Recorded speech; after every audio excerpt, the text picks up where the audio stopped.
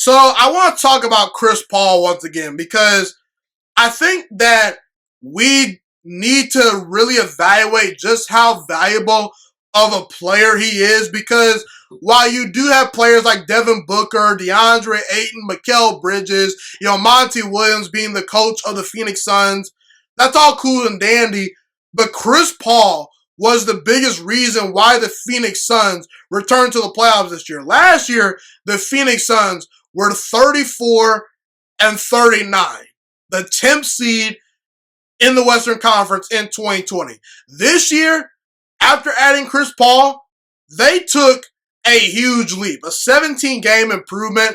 And this year, Chris Paul, he deserves to be in the MVP conversation, no doubt about it.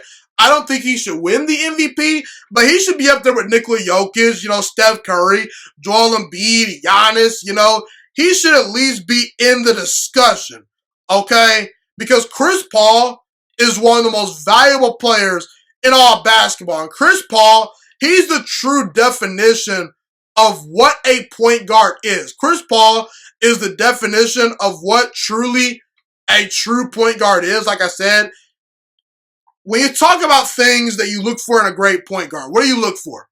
Can you pass the basketball? Can you distribute? Can you make plays for your teammates? Everyone talks about LeBron James and his passing ability. I think Chris Paul, you can make the argument he might be the best passer in basketball today. And he probably has owned that title over the past 5 to 7 years because he's been a tremendous passer throughout his career, okay? Also, if you're a point guard, you have to have a high basketball IQ. Chris Paul's basketball IQ and his court vision is off the charts. Not to mention, can you occasionally hit a jump shot? There's a Russell Westbrook quality to some point guards out there where they're limited late in games because they're not the greatest shooters. Chris Paul, he can knock down a jump shot. He has a good mid-range game. He can knock down a three. But last but not least, are you a great leader? Do you have great leadership intangibles? And Chris Paul, no doubt about it, has great leadership intangibles, 100%.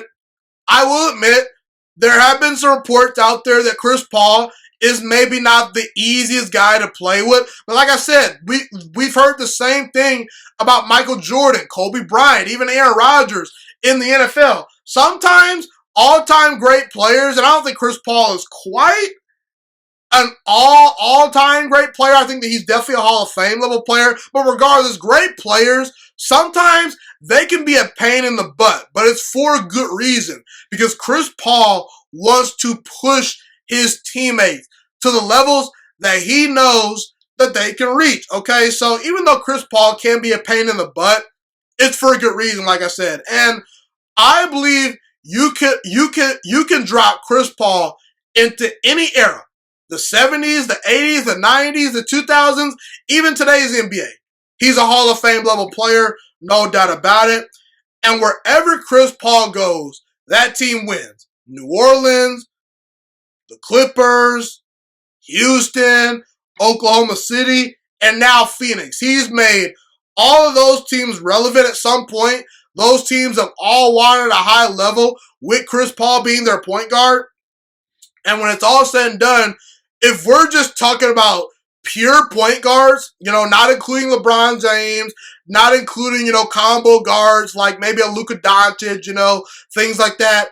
If we're just talking strictly pure point guards, Chris Paul, when it's all said and done, he could very well go down as a top 5 point guard of all time.